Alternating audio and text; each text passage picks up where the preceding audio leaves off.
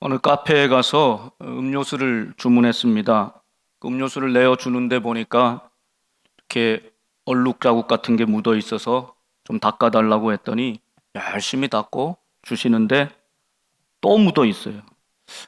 나중에 보니까 그 직원 장갑에 이물질이 묻어 있는 것입니다. 이런 이들이 간혹 있지요. 문제가 생기면 먼저 내 손을 봐야 합니다. 내 손에 이물질이 묻어 있는데 그거 살피지 않고 닦아내지 않으면 아무리 그릇을 닦아봤자 똑같은 문제는 계속 되기 때문입니다. 진짜 문제는 자기 자신을 돌아보지 않는다는 것입니다. 예수님의 지난주 비유에도 포도원 주인이 종을 보냈습니다. 또 보냈습니다. 또 보냈습니다. 마지막 아들까지 보냈습니다. 그러니까 주인, 그 하나님은 참고 또 참으신 것입니다. 상하기도 하고 때리기도 하고 죽이기도 해도 참으신 것입니다. 그리고 기대하시는 겁니다. 내 아들은 그래도 존대하지 않겠나. 최소한 인간적인 양심이라도 있으면 아들까지도 해하지는 않겠지. 이 인류를 향한, 세상을 향한 그 기대함을 이 주인은 가지고 끝까지 참고 인내하신 것입니다. 그런데 이 농부들은 어떻습니까? 눈앞에 이익에 눈이 멀었습니다. 탐욕에 마음을 빼앗겼습니다. 잔인하게, 포악하게, 탐심으로 죽이고 때리고 빼앗고 아들까지도 죽여버렸습니다. 자, 누가 가해자입니까? 누가 폭행자입니까? 이 농부들입니다. 그런데도 그들은 자신의 피 묻은 손을 스스로 돌아보지 않습니다. 아무런 양심의 가책이 없습니다. 그 누구도 책임지지 않았습니다. 그 중에는 분명히 이 일은 불의하다. 우리가 주인한테 신세를 지고 은혜를 얻어 살고 있는데 이렇게 행하는 것은 옳지 않다 생각한 사람도 있었을 것입니다. 그러나 바로잡는 사람은 아무도 없었습니다. 그것이 잘못되었다고 말리지도 않았습니다. 그 사이에 폭력과 탄압과 살인의 죄악은 점점 더 눈덩이처럼 커져가고 있습니다. 그러나 여러분, 아무리 불의한 세력이 득세하고 세상을 지배하는 것 같고 죄악이 관영한 것 같아도 때가 되면 주인이신 우리 하나님께서 친히 임하십니다. 그때는 돌이킬 수 없어요. 참고 참으시고 인자와 자비가 영원하신 하나님이라 할지라도 반드시 심판하신다. 하나님 보신 대로 정직과 공의로 그분은 일하신다. 이 말씀이 대제사장과 바리새인들은 자기를 향한 말씀인 줄 분명히 알았습니다. 그러면 깨달으면 좋은데 그들의 중심은 전혀 바뀌지 않았습니다. 포도원 농부 이야기를 다 듣고 자신들을 가리켜 하신 말씀인 줄 알았음에도 불구하고 그들의 태도에는 전혀 변화가 없습니다. 그것을 어떻게 알 수 있습니까? 오늘 이어지는 말씀 바로 13절에 그들이 예수의 말씀을 책잡으려 하여. 그러니까 그 말씀 앞에 깨닫고 엎드리고 순종하고 하나님의 뜻 앞에 엎드린 것이 아니라 또 그 예수의 말을 책잡으려 하여. 여러분, 이런 자세와 태도로 하나님 말씀 앞에 서면 은혜가 없어집니다. 은혜를 누릴 수도 없고 감동할 수도 없고 자신의 인생에 변화는 찾아올 수 없는 것이죠. 그들이 책 잡으려 예수님을 덫에 빠뜨려 시험에 빠뜨리려고 그들 스스로 예수님 앞에 나오지 않고 이제는 뒤로 가서 앞에는 바리새인과 헤롯 당을 내세웁니다. 바리새인과 헤롯 당 중에 사람을 예수님께로 보낸 것입니다. 여러분이 2000여 년 전에 예수님 당시의 일이 오늘 우리가 사는 이 세상에도 우리 가운데도 똑같이 일어나고 있는 일임을 보게 됩니다. 그들은 나쁜 의도를 가지고 예수님 앞에 나왔습니다. 주동자인 바리새인, 대제사장, 종교 지도자들 전면에 나서지 않고 항상 이 주동자들은 뒤에가 숨습니다.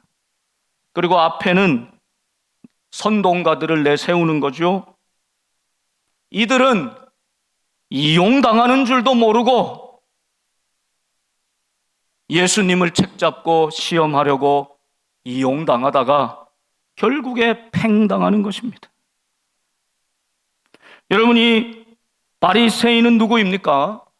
경건한 유대인들입니다. 이스라엘이 로마의 지배를 받는데 그전 이스라엘의 독립을 위해 싸웠던 사람들이 마카비 왕조 시대입니다. 그 시대에 하나님 말씀대로 세상에 속하지 않고 분리된 경건한 자들로 살았던 하시딤, 그들의 후예가 바로 이 바리새인들입니다. 그러니까 적어도 종교적으로는 유대인들에게 모두 존경을 받는 경건한 유대인들, 바리새인들입니다. 그러니까 이들은 로마의 반대편 대척점에 설 수밖에 없는 사람들이죠. 그런데 헤롯 당이 오늘 함께 왔다. 헤롯 당은 누구입니까? 예수님 당시 유대 땅을 나누어서 로마가 직접 다스리는데 그 통치권을 헤롯의 가문에게 내어줘 분봉왕으로 삼았습니다.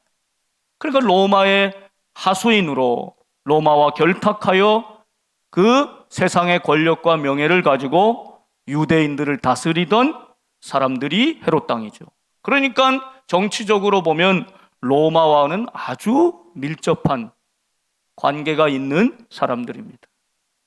그러니까 일제시대에 일본과 아주 가깝게 친일하였던 그런 사람들이 바로 헤롯 당이라고 할 수 있죠. 바리새인과 헤롯 당은 결코 함께 할 수 없는 사람들입니다. 그런데 오늘 예수님의 말씀을 책잡아 예수님을 시험에 빠뜨리려고 예수님 앞에 그들이 손잡고 나온 것입니다.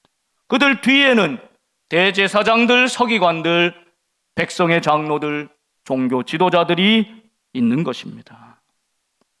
자, 그들이 와서 예수님께 이렇게 말하죠. 우리가 아노니, 우리가 알고 있다. 그리고 말이 아주 거창하게 깁니다. 당신은 참되시고 아무도 꺼리는 일이 없으시니 이는 사람을 외모로 보지 않고 오직 진리로서 하나님의 도를 가르치심이니이다. 여러분, 이 말이 맞습니까? 틀립니까? 이 말 자체는 맞아요? 틀려요? 이렇게 분별력도 용기도 없고 그러면 안 되는데, 이 말이 맞습니까? 틀립니까? 예수님이 이런 분이에요? 아니에요? 맞죠. 내용이 맞습니다. 그런데 뭐가 문제입니까? 이들은 예수님이 이런 분이라는 것을 알고 있어요. 그러나 그렇게 믿지 않습니다. 그렇게 아는데 그렇게 믿고 따르지 않는다. 이게 외식이라고 주님이 말씀하는데, 그렇다면 우리도 오늘 그렇게 살고 있지 않습니까? 예수님이 그런 분이신 걸, 나의 구원자이신 걸, 하나님이 만왕의 왕이시고 주권자이신 걸 알아요. 그런데 실제로 우리의 삶은 조금만 찬찬히 들여다보고 하루만 면밀히 관찰해봐도 예수님을 예수님답게, 하나님을 하나님답게 믿고 따르느냐? 우리도 예수님을 그렇게 알지만 결코 우리의 삶에서 그렇게 믿고 따름은 없는 외식하는 자들이라는 사실입니다. 하나님은 놀랍게도 예수님을 책잡으려고 나온 그 반대자들의 입술을 통해서 예수님이 누구이신지를 정확히 드러내십니다. 역설이죠.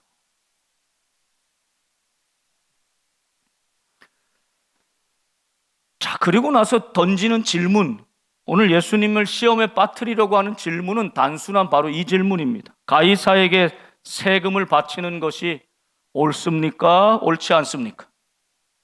우리가 바치리이까 말리이까?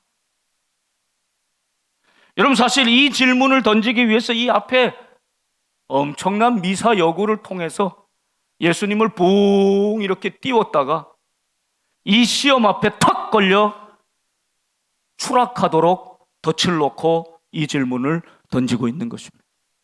가이사에게 세금 바치는 것이 옳습니까? 옳지 않습니까?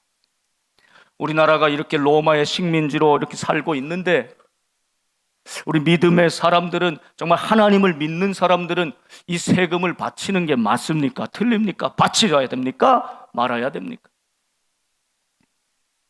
이 질문이 시험인 것은 만일 바쳐라 한다면 지금 당장 눈앞에 있는 이 바리새인들이 분노할 것입니다. 그리고 예수님을 따르던 제자들마저도 예수님을 등 돌리고 떠날지도 몰라요. 그럼 바치지 마라 한다면 이 눈앞에 있는 지금 헤롯 땅이 눈을 시퍼렇게 뜨고 보고 있는데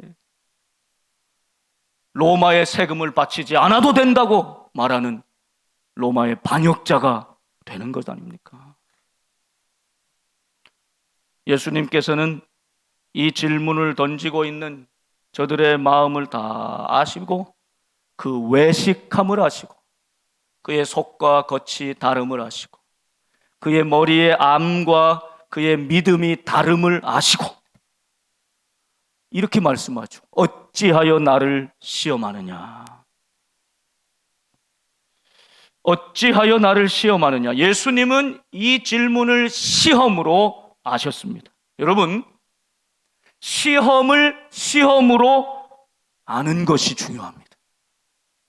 많은 성도들의 삶을 볼 때 저를 포함해서 내게 닥친 시험을, 유혹을, 문제를 정확히 파악하지 못하는 것입니다. 예수님은 이것을 시험으로 알아보셨습니다. 깨어있는 분이라 시험으로 알아보셨고, 여러분, 문제를 정확히 파악을 해야 그 문제를 풀 수 있는 것 아닙니까? 정답을 맞출 수 있는 것 아닙니까? 문제를 풀어가는 첫 번째 열쇠는 문제를 잘 읽고 이해하고 출제자의 의도를 정확히 파악하는 것이죠. 그래야 그 문제를 풀 수 있는 것 아닙니까? 여러분 앞에 닥쳐있는 인생의 문제 무엇입니까? 그 핵심이 무엇입니까? 여러분에게 다가와 있는 그 문제는 마귀의 유혹입니까? 하나님이 결단을 요청하는 선택의 기로입니까? 그 문제를, 그 시험을 시험으로 주님은 분명히 아셨다는 것입니다. 어찌하여 나를 시험하느냐? 그래서 가이사에게 바치라 말라 이 시험의 함정에 빠지지 않으시고 오늘은 즉답을 피하시고 주님께서 행동을 보이시는데, 말씀을 하시는데 그 데나리온 하나를 가져와 봐라. 로마에 통용하는 화폐 이 데나리온 은화를 가지고 왔습니다. 내게 보여라. 보였습니다. 예수님이 질문하십니다. 이 형상과 글이 누구의 것이냐? 가이사의 것입니다. 바리새인과 헤롯 땅 그들이 스스로 대답한 것입니다. 이것은 가이사의 것입니다. 자, 그 그림을 사진을 한번 보여드리겠습니다.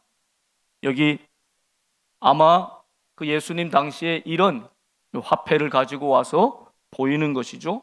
이 앞에 있는 그림은 그 당시 가이사, 시저, 황제인 티베리우스입니다.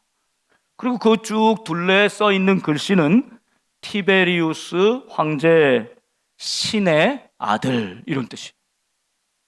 그러니까 그 당시 로마의 황제는 이 땅의 모든 힘과 권세를 가지고 있을 뿐만 아니라 실제로 신의 아들이라고, 하나님의 아들이라고 여겼고, 그 동전에 저렇게 형상과 글귀를 새겼던 것입니다.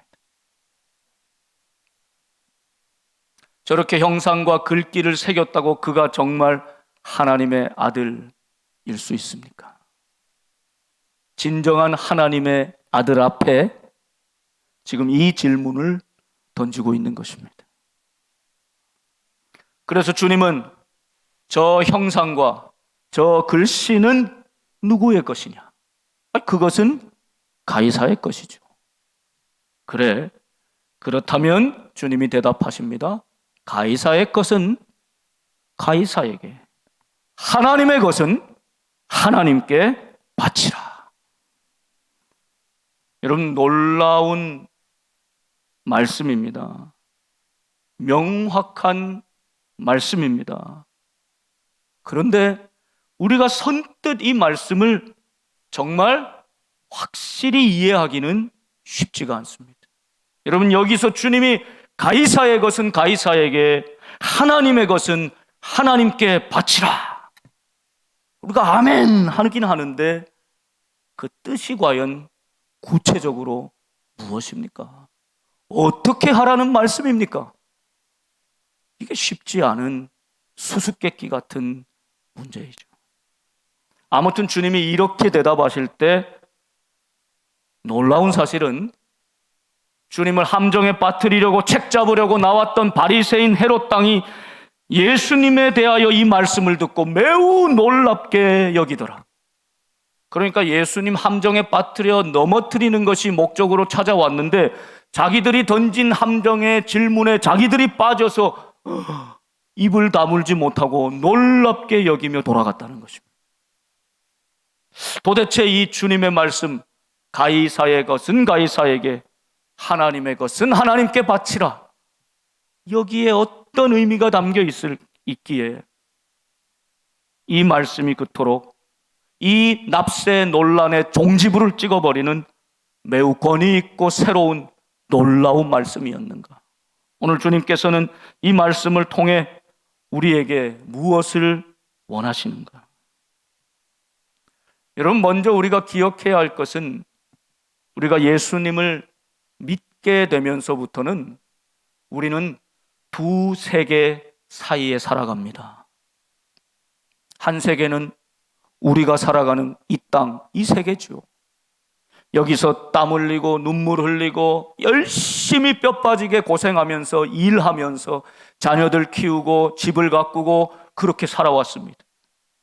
이 땅에서, 바로 여기에서, 이 나라에서 최선을 다해 살아가는, 여러분, 이것은 믿음이 없어도 다 그렇게 살아가는 모습이죠. 믿음이 있어도 이렇게 이 땅에서 수고하며 살아가는 부분, 이것은 또 한 세계입니다. 그러나 믿음이 생긴 다음에 우리는 또 다른 차원의 세계를 바라보며 살아갑니다. 그것은 영원하며 불변하며 우리와 함께 하시는 이 세상과는 구별된 하나님 나라입니다. 저 영원한 천국을 우리는 품고 소망하고 기대하며 이 땅 가운데 그 하나님 나라를 이루어가기 위해 애쓰며 살아갑니다. 그래서 믿음이 있는 사람은 이 두 세계 사이에 끼어서 살게 되는 것이죠. 그것이 갈등이요 고통입니다. 여러분, 내가 예수님을 믿는데 아무런 갈등이 없다? 이 세상 살면서 경제생활하면서 법을 준수하고 기업을 경영하고 작은 상점이라도 운영하고 열심히 뼈 빠지게 직장에서 일하면서 아무런 갈등이 없다? 이건 예수님을 안 믿는 것입니다. 예수님을 믿는다면 우리는 이 두 세계 사이에서 매일매일 고민하며 갈등하며 씨름하며 살아갈 수밖에 없는 것이죠. 두 세계 사이에 끼어 있는 존재이기 때문입니다. 여러분, 이 한 세상의 주인은 가이사입니다. 그런 영원한 세계 주인은 하나님이십니다. 여기 있는 데나리온의 형상과 글귀는 가이사의 것입니다. 그런데 오늘 주님께서 그러면 하나님의 것은 무엇인지 물어보지 않으십니다. 답하지 않으십니다. 그 이유가 무엇일까요? 지금 고작 눈에 보이고 손에 잡히는 이 데나리온에 적혀있는 글귀와 형상은 가이사의 것이지만 그 외의 모든 것들이 누구의 것이란 뜻입니까? 하나님의 것이죠. 도화지에 점 하나를 찍으면 우리는 그 점에 집중하지만 사실은 그 점 외의 모든 공간과 여백이 훌륭한 멋진 작품 아닙니까? 심지어 그 점 하나까지도 그 여백 안에서 작품이 되는 것 아닙니까? 온 우주와 만물을 창조하시고 다스리시고 이 나라를 만드시고 공동체를 만드시고 이 모든 활동을 허락하시고 주관하시고 다스리시는 분이 하나님이십니다.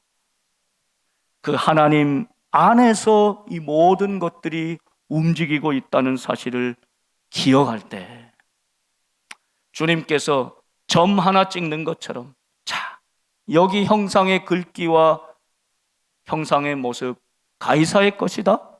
그러면 가이사의 것은 가이사에게 드려라. 그러나 하나님의 것은 하나님께 드리는 삶을 살아라 말씀하시는 것이죠.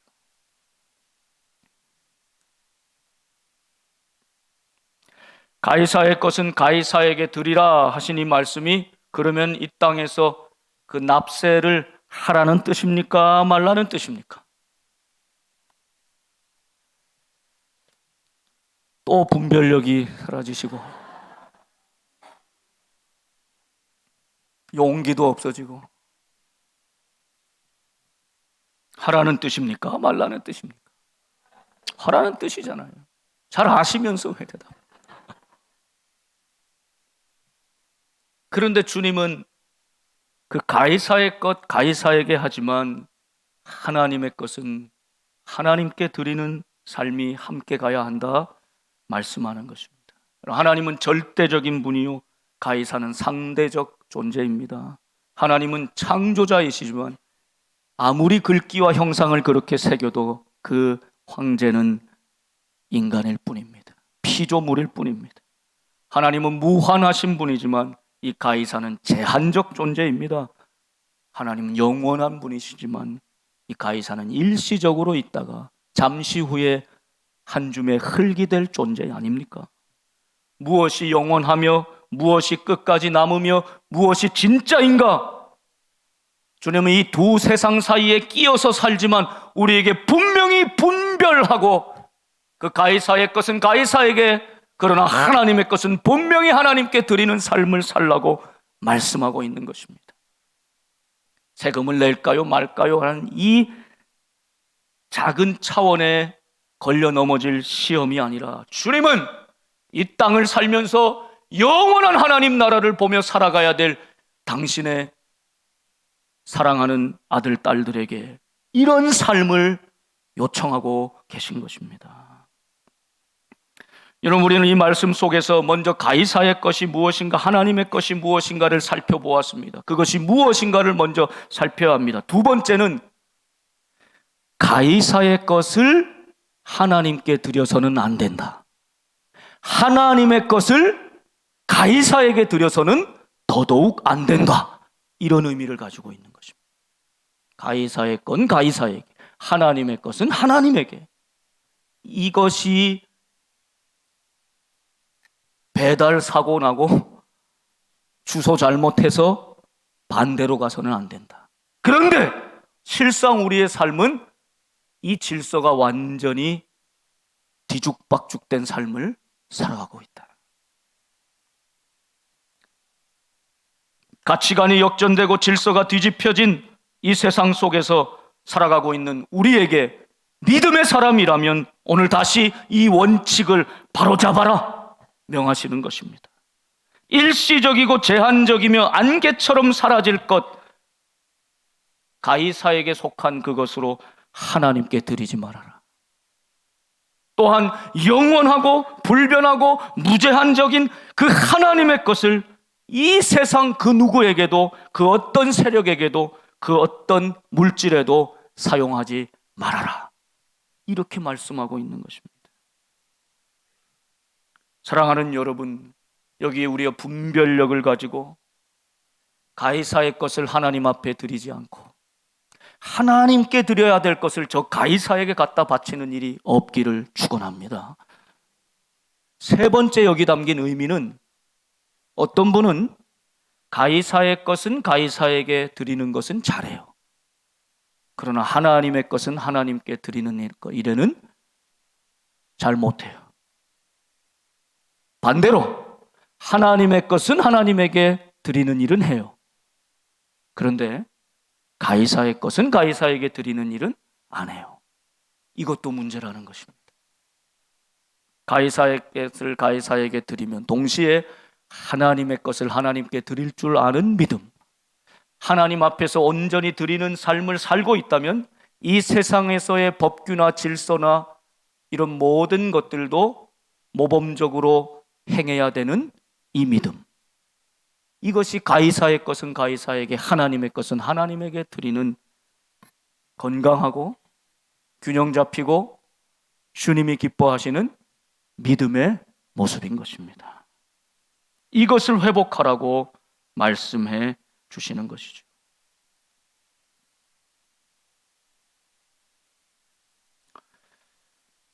저는 지난 주간 동안에 두 분의 기사를 읽으면서 오늘 이 말씀과 매우 연결성이 있다 생각되어 그 두 분의 이야기를 나누며 오늘 이 말씀을 맺으려고 합니다. 지난 주간에 알려진 그 기사 중에 전남 순천에 운평리 죽동마을이라는 곳에 아주 놀라운 일이 있었는데, 그 이장님이 하루는 그 몇몇 분들한테 전화를 해서 오늘 통장을 한번 확인해 보라고, 깜짝 놀랄 선물이 있다고 얘기하는 거예요. 그래서 통장을 가서 한번 살펴봤더니 100만 원인가? 이게 무슨 돈인가 하고 공을 여러 번 세어봤는데 1억이에요. 1억. 2부보단 3부가 조금 놀라시네. 1억이 얼마나 놀라운 것입니까?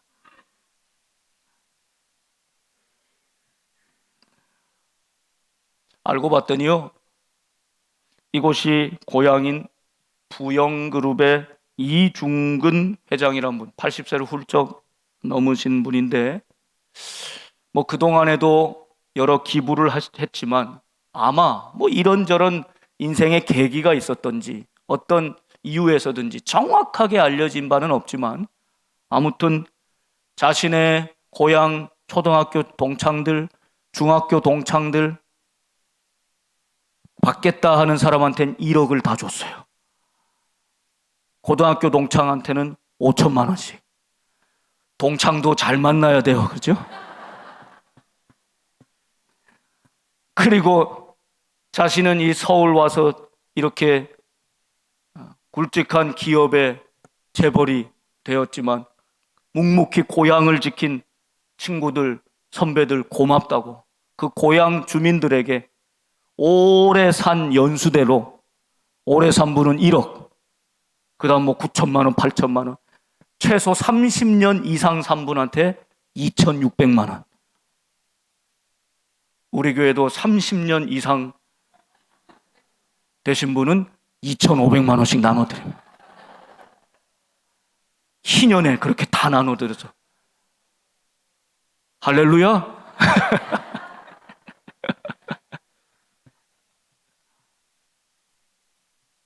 빚을 탕감해 주는 것이 희년의 의미인데, 여러분 진짜 빚 때문에 골치 아프고 어려운 분들, 내 힘으로 도저히 안 되는 분들, 되든 안 되든 저한테 한번 찾아와 보세요.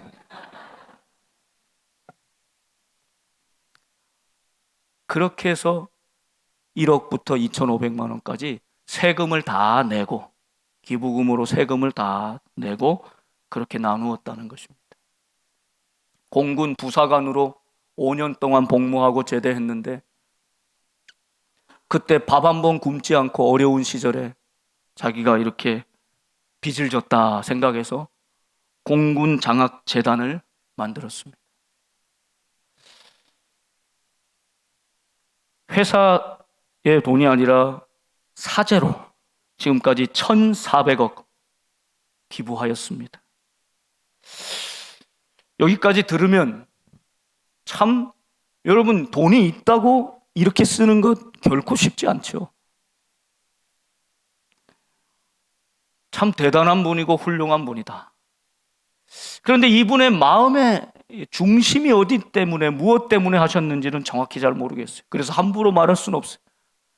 부영그룹이라는 데도 제가 이번에 찾아봤더니 이런저런 좀 부실 공사도 했었고 어두운 그림자도 있어요. 그래서 아마 이분이 이제 인생 얼마 남지 않았다 생각하고 속죄하는 마음으로 또 좋은 이웃들에게 선행을 베푸는 것에는 틀림없습니다. 훌륭한 일이죠. 저는 이 기사를 보면서 참 훌륭하다. 아, 이런 일도 있구나.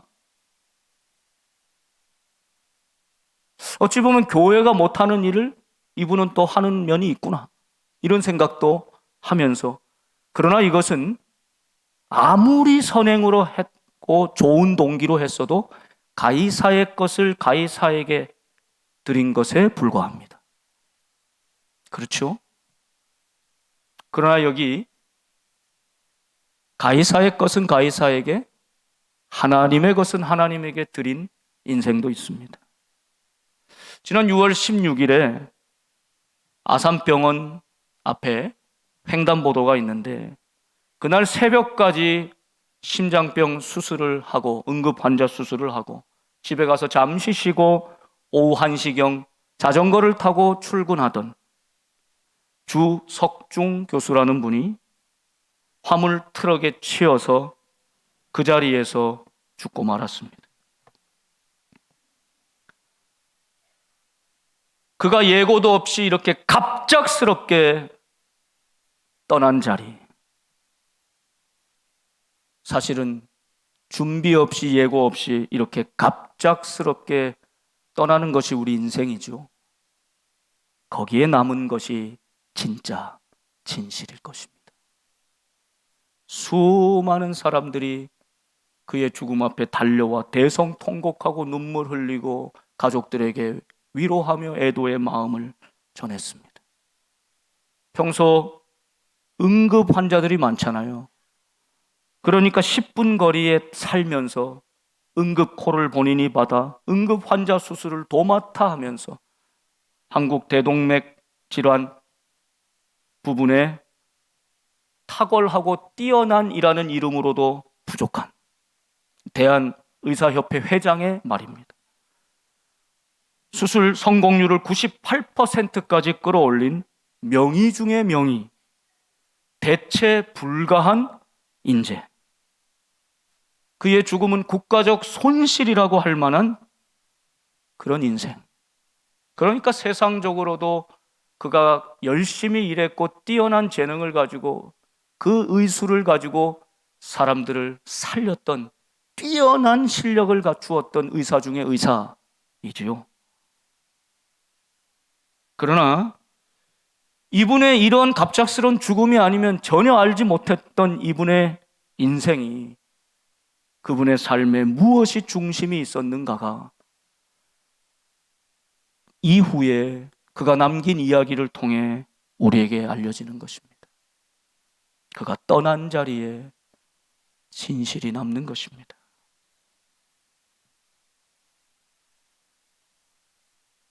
그의 아들이 유품을 정리하며 아버지의 하나하나 유품을 보면서 스프 컵라면 스프가 이렇게 쌓여 있고 라면은 없어요. 시간 없어서 그 생라면 뜯어 먹어가면서 수술 환자들 돌본 것입니다. 그리고 그의 책상에는 영어로 적힌 기도문들이 있었는데 이런 내용입니다. 하나님, 제가 실제 치료의 과정에서 할 수 있는 것이 무엇입니까? 모든 것은 오직 하나님의 손에 달려 있습니다. 사랑하는 여러분, 내 인생도 자녀도 우리의 미래도 주님의 몸이라는 이 교회도 오직 하나님의 손에 달려 있습니다. 하나님께서 하셔야 합니다. 주석중 교수, 그분은 이 땅에서도 충실하고 뛰어난 의사로 살았고 믿음으로 천국을 소망하며 하루하루 최선을 다해 남김없이 아낌없이 살다가 하나님의 때에 그분의 품에 안긴 것이죠. 너무 애석하고 아쉽지만 그는 그의 인생으로 가이사의 것은 가이사에게, 하나님의 것은 하나님에게, 그렇게 살았던 인생이 아닌가 돌아보면서. 사랑하는 여러분, 우리에게 내일은 없습니다. 오늘 이 한 날만이 있습니다. 받은 은혜 귀하게 여기며 가이사의 것은 가이사에게, 그러나 하나님의 것은 하나님에게. 그 받은 사랑 은혜 하나님께 온전히 드리고 나누고 섬기고 베풀고 주님 품에 안길 수 있는 우리 모두가 되시기를 주님의 이름으로 축원합니다. 기도하겠습니다.